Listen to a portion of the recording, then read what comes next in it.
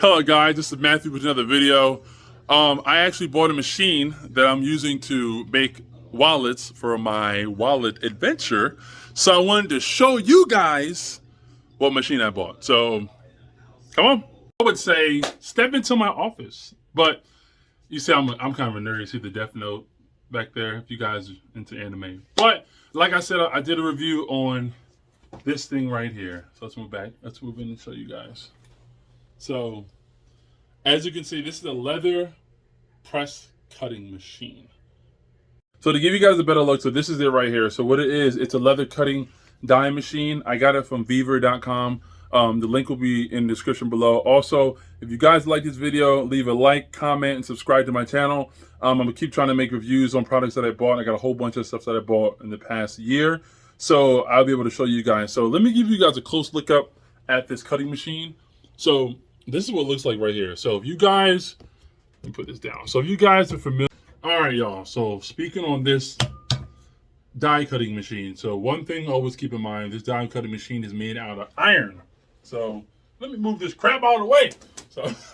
So this thing is made out of iron. So it was very, very heavy. I would say about 80 pounds. So when you first receive it, it's located in a really big crate. And I always say when you get the crate, be careful because it has nails, staples, everything poking out all directions. So when you open it, just make sure when you grab it, there's an instruction that says lift as a team. So do not lift this machine by yourself. Lift it with a friend, a family, or a loved one. Because if you try to lift it by yourself, you're either going to pull something in your back, or if you bang your knee when you're trying to put it on a table or something, it's not going to be pretty. I'm 6'6", so I'm pretty strong, so I can do it by myself, but there's not a lot of people as big as me, so I'm just saying. Now going back to the machine. So with the machine, it comes with a press handle right here. So as you can see, the press handle comes with a rubber handle right here for better gripping, and also comes with a, you can actually unscrew it. So I'll show you. So right here, if you twist it, you can keep twisting it. So I'm gonna show you guys real quick. So, how y'all doing? So I'm joking. So for this right here, comes with a removable handle. So you basically can remove this handle from this machine. And if you want to replace it with something else to make it like fits your fancy, a longer handle. I know if you're going Harbor Freights, they have handles that are a little bit longer than this one. All based on your preference. I would say something like this, it's probably like maybe a foot, maybe 16 inches, something like that.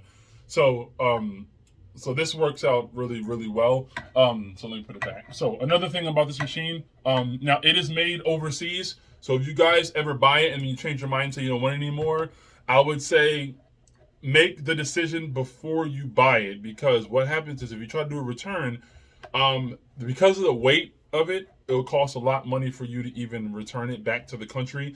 And usually they'll just offer you a flat rate, instead of returning it, because it's just not a hassle to put it back in a crate and ship it back. So, I mean, but me personally, I feel like it's something that can work for you. So I use dies like this. These are dies you can get online. I know I do prefer the big steel dies that you can get from like Vevor Leather Supply or Tandy Leather. I like those dies, custom made dies. But in the beginning, when you first starting, your budget's kind of tight. Got to use something like this. So another thing, as you can see in the camera, these screws right here and this screw right here, these are adjustment screws. So what you would do is you can spin this up to the right. Now, what happens when you screw it upward? You can actually pick it up, and then you can tighten it to make this part higher. But if you heighten this one, you have to do this one, and this one. So all four of them have to get higher, and you pick it up and you screw it tightly. I'm not going to do it for you guys. I wish I could show you an example, but if I do that, I probably won't be able to get it back where I was, because mine is just right. So I can't do that. Another thing, it actually comes with a cutting board. So when you buy it, you come with a die cutting board. I would say this is probably like a foot and a half long, and probably a foot wide. So it's real easy, really good length.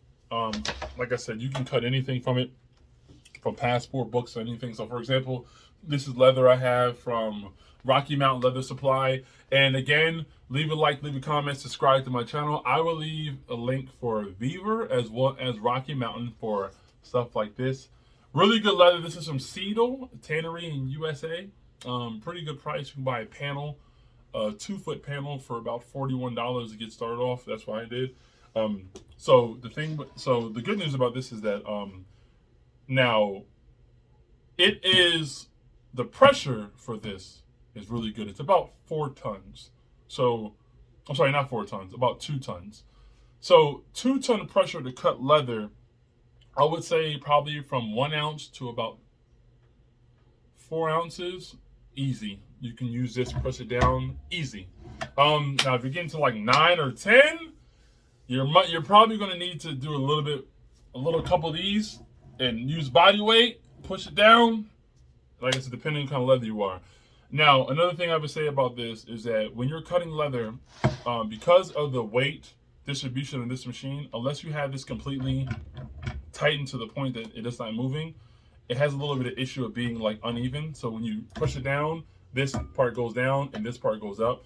So you would press this in, tighten it, press it a little bit more, tighten it, and then you would pull it back and then tighten it to get all angles of the leather die. But other than that, that's probably the only issue that really I had with this machine. Works really well. Heavy, but it cuts really well. I made wallets like this, like these, like 2-pocket wallets. I made flip wallets. I made passport books with this machine. So it's not really a big issue. Now, I know people prefer the open space for a swivel leather machine to come in, and you can press down, you have like more space so you can see it. But like I said, budget friendly. Those machines cost $1,800. This costs about $299. So you have to get started somewhere. So I recommend using this machine when you're getting started leather crafting. If you get your own die, just one die, use a machine, crank out those patterns over and over and over and over again until you get the hang of it. And then once you start making your money, you can go to Vevor Leather or Tandy or Springfield Leather Supply and get some big machinery. But this does the job. Like I said, my name is Matthew. I appreciate you guys watching this video. If you guys have any questions, please leave a comment in the comment section. Like and subscribe. And if you guys did purchase this machine, let me know and just, have a little conversation. We can talk about it. And you can give me some pointers because, like I said, I've only been doing this leather crafting for about a year. Most people do it for longer, so I'm not like a super expert, but I know a little something about it. But if I missed anything, last thing, under the machine, there's screws under it. So if you tighten them, it will, like these right here.